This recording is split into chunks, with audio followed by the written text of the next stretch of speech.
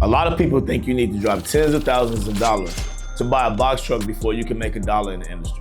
I thought the same thing too, but I'm here to tell you that's not true.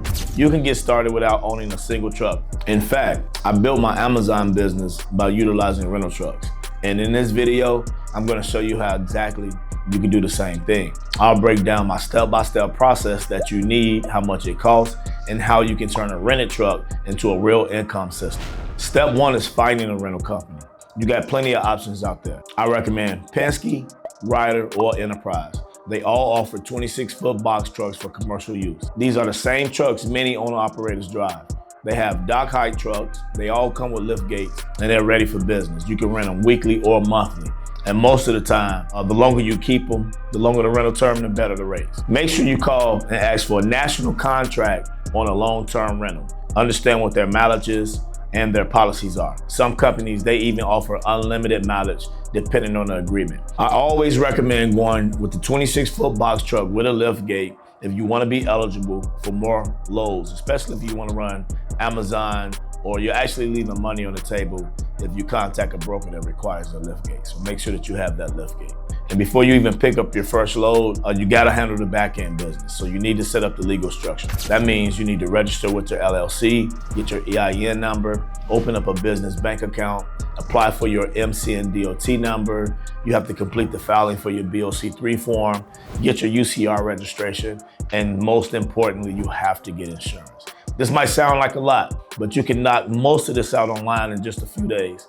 And if you don't want to deal with the paperwork, there are services that can walk you through the process. But don't skip this step. This is how you run legally and avoid fines or shutdowns. Insurance is non-negotiable, even for rentals. You still need commercial insurance. Most rental companies require proof of insurance before they hand over the keys. So at a minimum, you're gonna need auto liability, cargo coverage, and general liability. Now, some rental companies also require you to list them as an additional insured. So make sure you talk to your insurance agent about that step. And if you're operating under your own authority, you'll need to meet the FMSA minimums, which are usually between $750,000 to $1 million in liability coverage. Now, this is a big cost up front, but it's the cost of doing business, and having the right coverage protects you from lawsuits, cargo claims, and financial headaches. And once you're insured and your authority is active, it's time to start moving freight. You can book loads in just a few days.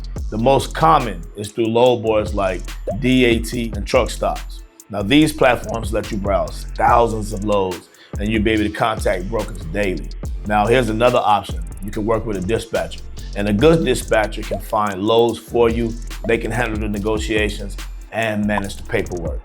This is great if you're just starting and you don't want to spend hours searching load boards and calling brokers. Either way, you want to build relationships with brokers who offer repeat business. And over time, you can land direct contracts. And if you want a more in-depth video on how to dispatch, watch this video. If you want to stay local, focus on same-day delivery routes or last-mile delivery. You don't have to go over the road to make money. There's a lot of money in your city. You just need to know where to look. So let's break down the numbers. Let's say you're paying $2,400 a month for your rental. Commercial insurance comes to about $1,500. Then your fuel, right? Let's put your fuel at about $3,500 a month. And then you also have to pay for miles, which will give you another $1,200 a month, which is a total of $9,000 in expenses.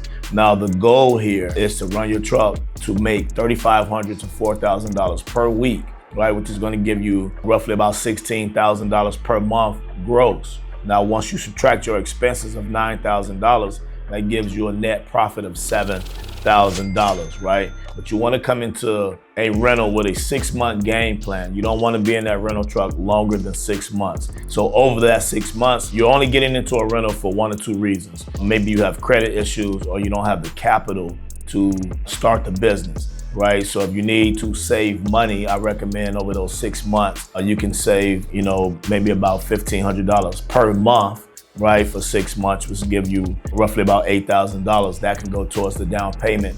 And I also recommend that you start to repair your credit over those 6 months so you can be in a better position to start that business. This gives you an opportunity to get into the business if you didn't have $10,000 to $20,000 to invest into a used box truck. With rentals, you avoid maintenance repairs, headaches with the registration, And if your truck breaks down, the rental company handles it. That flexibility is priceless when you're just getting started. I have a few mentees that also rented, but eventually they bought their own.